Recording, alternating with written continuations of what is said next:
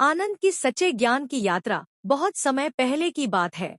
एक छोटे से पहाड़ी गांव में आनंद नाम का एक बालक रहता था। वह बचपन से ही अत्यंत बुद्धिमान था। किताबों से उसे विशेष लगाव था। वह विज्ञान, गणित, इतिहास, धर्म सब कुछ पढ़ता और याद कर लेता। गांव के लोग उसे जीवित ज्ञानकोश कहते थे।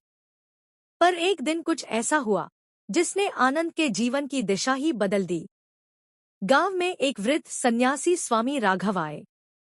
लोग उनसे आशीर्वाद लेने और ज्ञान प्राप्त करने के लिए एकत्र हुए। आनंद भी पहुंचा, अपने ज्ञान का प्रदर्शन करने के लिए। उसने स्वामी जी से एक जटिल प्रश्न पूछा, स्वामी जी, ब्रह्मांड का वास्तविक स्वरूप क्या है? स्वामी जी मुस्कुराए और बोले, ब्रह्मांड को समझने से पहले क्या तुमने स्वयं को जाना है?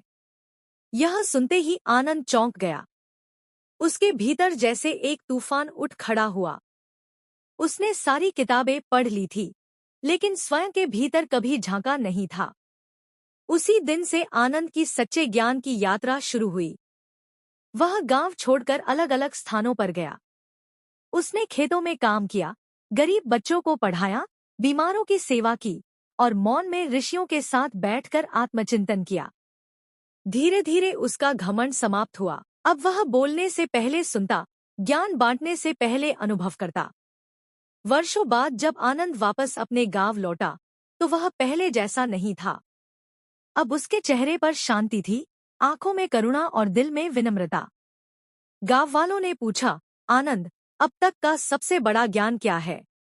आनंद मुस्कुराया और बोला, सच्चा ज्ञान वही है जो केवल मस्तिष्क को नहीं, हृदय को भी जागृत कर दे।